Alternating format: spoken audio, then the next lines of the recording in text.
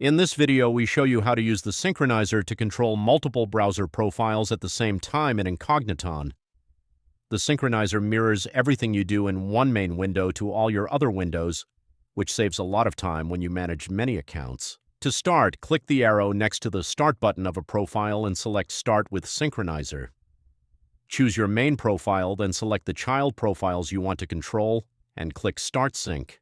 Both profiles now launch, and the Synchronizer panel appears. Everything you do in the main window is mirrored in the other windows. Type a search, and it appears in every window.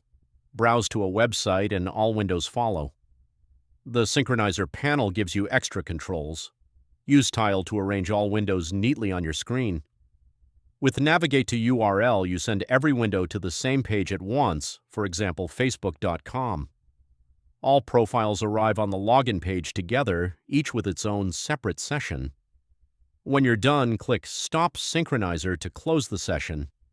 That's how the Synchronizer lets you work in multiple profiles at once with just one set of actions. Want to learn more? Check out the other videos on our channel or try the free starter package.